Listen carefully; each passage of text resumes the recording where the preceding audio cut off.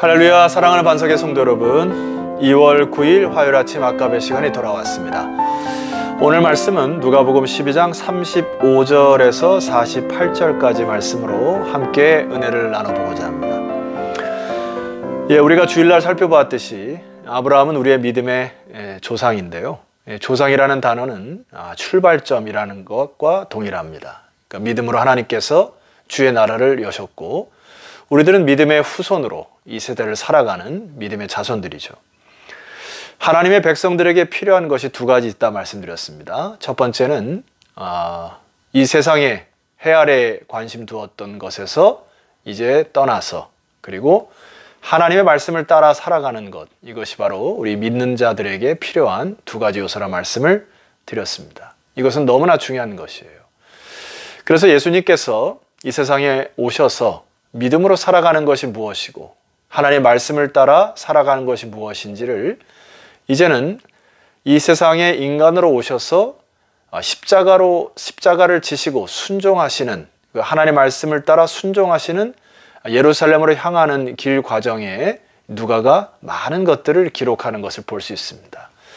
예수님은 우리의 신앙의 본이 되셨을 뿐만 아니라 이제 그 예루살렘을 향하는 길에서 많은 제자들과 무리에게 가르침을 주셨고, 또 그들에게 경각심을 주셨던 내용들이 오늘 우리가 예루살렘을 향하는 이 도상에서 벌어지는 많은 이야기들을 누가가 기록하고 있습니다. 자, 예수님의 관심은 그냥 따라다니는 무리들에게 있는 것이 아니었어요.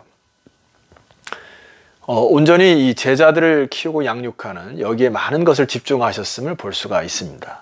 그래서 먼저 그들에게 제자로 살아가는 상태와 마음의 정신의 상태에 대해서 이렇게 말씀을 하셨습니다. 35절입니다. 허리에 띠를 띠고 등불을 켜고 서 있으라. 자, 이렇게 이제 정신 상태를 각성을 시켰는데, 이것은 다음 기절과 연결하여 좀 더 이해를 하셔야 합니다. 36절, 너희는 마치 그 주인이 혼인집에서 돌아와 문을 두드리면 곧 열어주려고 기다리는 사람과 같이 되어라. 37절, 주인이 와서 깨어있는 것을 보면 그 종들은 복이 있으리로다. 자, 이것은 이스라엘 혼례법을 좀 이해를 하셔야 됩니다. 신랑 신부가 결혼한 이후에 각지에서 모여든 많은 하객들이 주인과 함께 몇 날 며칠을 파티를 여는 것이 이들의 문화였어요. 그래서 같이 파티를 하다가 이제 먼 곳에서 오거나 가까운 곳에 오거나 이런 사람들이 이제 하나둘씩 이제 자기의 상황과 형편에 따라 집으로 돌아가는 것이 이들의 문화였습니다. 그래서 38절에 보면 이 혼인집에 참석했던 주인이 갑자기 돌아올 수 있다는 가정이에요. 예를 들어서 주인이 혹 2경에나 3경에 이르러서도, 이런 표현이 있는데, 자, 유대는 밤을 3경으로 나눕니다. 1경은 초저녁부터 시작해서 한 10시까지, 그리고 2경은 10시에서 2시까지, 그리고 3경은 새벽 2시부터 아침이 동토는 때까지. 그러니까 대다수 다 자는 시간에 말입니다. 갑자기 주인이 그 파티를 마치고 이 한밤중에 올 수 있다는 것을 가정해라는 것이에요. 그렇게 올 수도 있다는 것을 기억하라는 겁니다.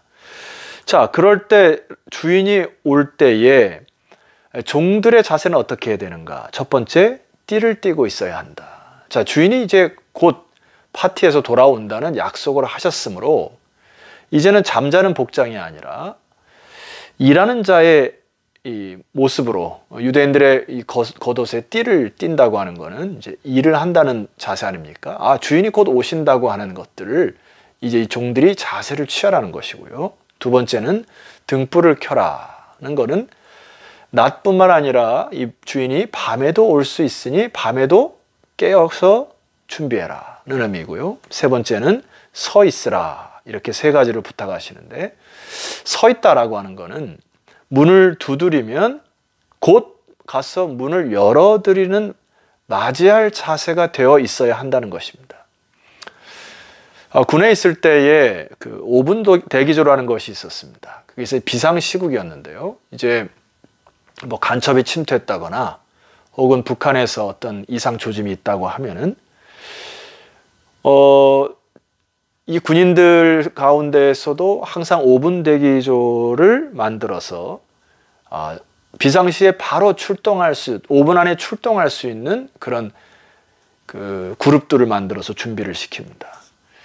그러니까 이 메시지는 오늘 하나님을 아는 그리고 그리스도를 따라가는 제자들이 임해야 될 태도와 자세를 의미하는 것입니다. 그래서 좀 영적으로 깨어 기도하고 준비하고 있어라. 이게 주님의 메시지입니다.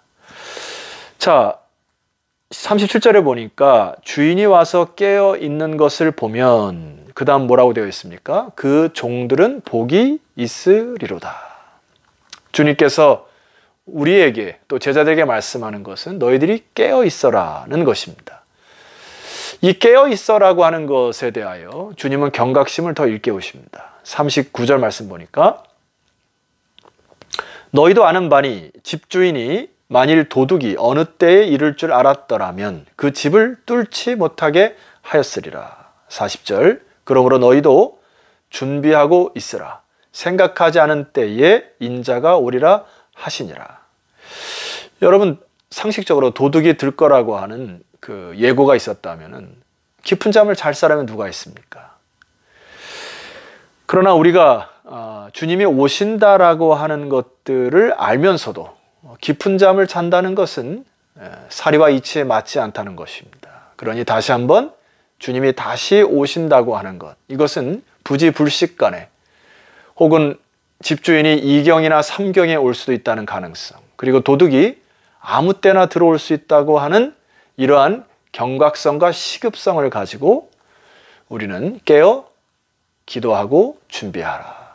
주님께서 제자들을 향한 또 믿는 우리들을 향한 메시지인 것입니다. 보통 우리가 주님이 오신다고 하면은 심판주로 굉장히 두려운 하나님으로 이렇게 생각을 하는데 오늘 말씀을 가만히 묵상하다 보면 참 감동이 되는 부분이 있습니다. 여러분 36절 하반절 말씀 보니까 내가 진실로 너에게 이르노니 주인이 띠를 띠고 그 종들을 자리에 앉히고 나와 수종들리라. 주님이 약속하신 대로 재림하실 때에 주님을 고대하고 기다리면서 띠를 띠고 등불을 켜고 서 있는 자들은 오히려 주님이 이제 그들에게 주님이 스스로 띠를 띠고 종들을 앉히고 직접 그들을 수종들리라, 받들리라. 여러분 이런 주인이 우리 주님이십니다. 주님은 오늘날 우리에게 천국잔치를 준비하시고 우리가 깨어있고 주님을 영접하는 순간 주님의 재림시에 완전히 상황은 역전돼요. 주님이 우리의 종이 되어 우리를 받들어 주시겠다 약속하시는 놀라운 하나님이심을 여러분 오늘 함께 이 벅찬 가슴으로 이 말씀을 받아 안았으면 좋겠습니다.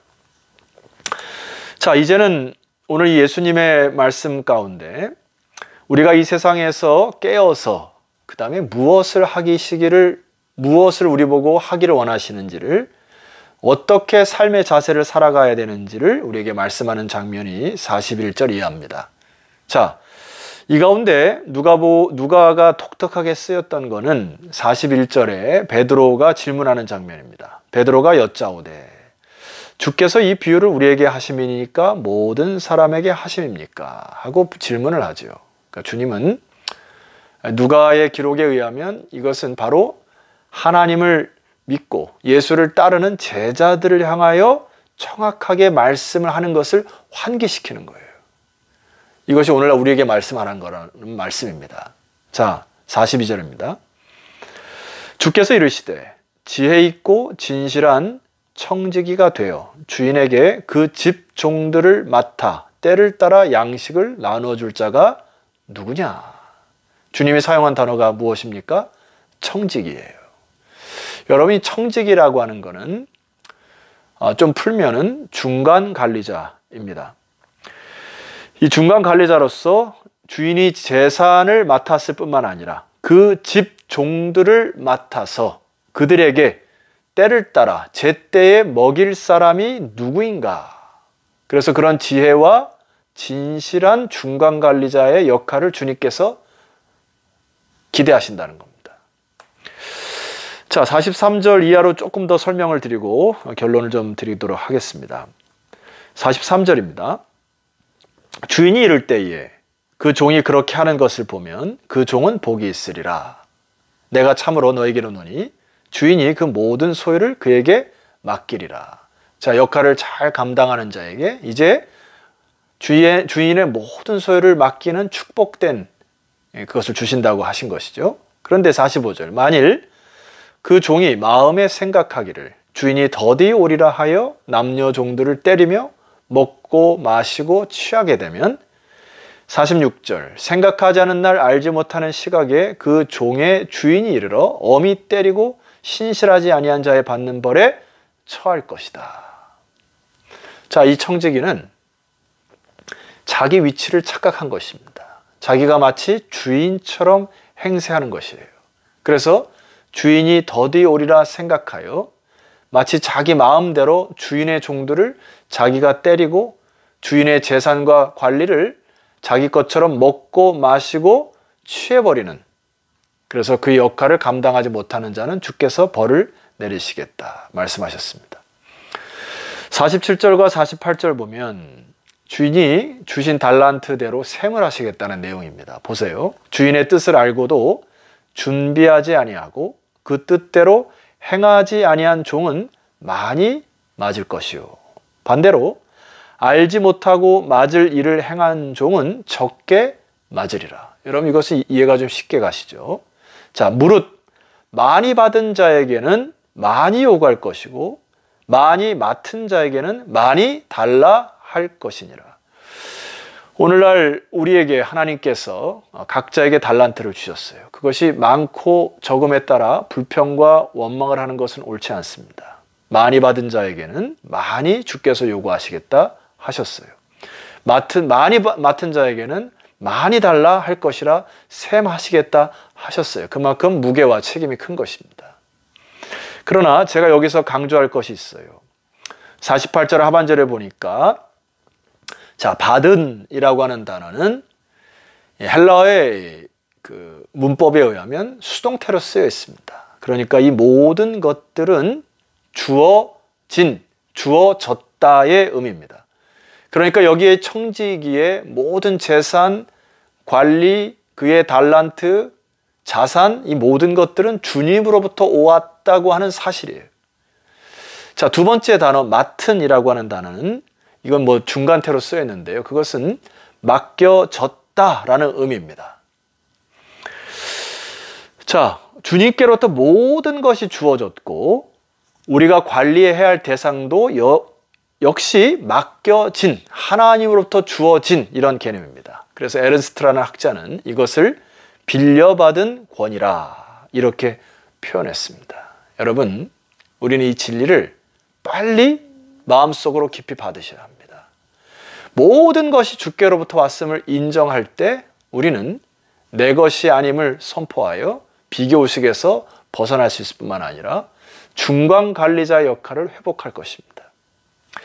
바로 그것이 청지기적 사명을 가지고 살아가는 삶의 자세입니다. 우리는 너무나 나의 것, 자기 것인 것을 착각하고 여기에 그 악한 중간관리자처럼 자기가 마음대로 수종 부리듯 종들을 다스리고 그리고 먹고 취하고 노는 그러한 악한 종 관리자가 되지 않기를 소망합니다. 마지막으로 로마서 2장 13절 말씀 보니까 하나님 앞에서는 율법을 듣는 자가 의인이 아니요 오직 율법을 행하는 자라야 의롭다 하심을 얻으리니. 아멘이십니까? 성도 여러분, 각자에게 맡은 재산과 임무를 여러분 잘 깨달으시기를 소망합니다. 그리고 우리의 삶에 띠를 띠시고 등불을 켜고 서 있는 신앙인이 되었으면 좋겠습니다. 그리할 때 우리의 역할을 잘 감당할 때 주님 뭐라고 약속하셨죠? 주님이 직접 그날에 띠를 띠시고 우리를 천국잔치에 초대하셔서 주님이 수종드는 우리를 받들어서 그 천국 잔치의 주인공으로 우리를 영접하시겠다. 여러분 이 약속을 꼭 붙드시고 머지않아 그 놀라운 천국 잔치의 주인공들이 되셔서 그날을 사모함으로 오늘 하루도 주님의 중간 관리자로 청지기로 이 세상에 주님의 말씀을 잘 받들고 주님 말씀을 따라 살아가는 저와 여러분 되시기를 주의 이름으로 축원합니다. 기도드리겠습니다. 하나님 아버지, 이 방송을 듣는 모든 주의 백성들이 지혜 있고 신실한 주의 청지기들이 다 되게 하옵소서.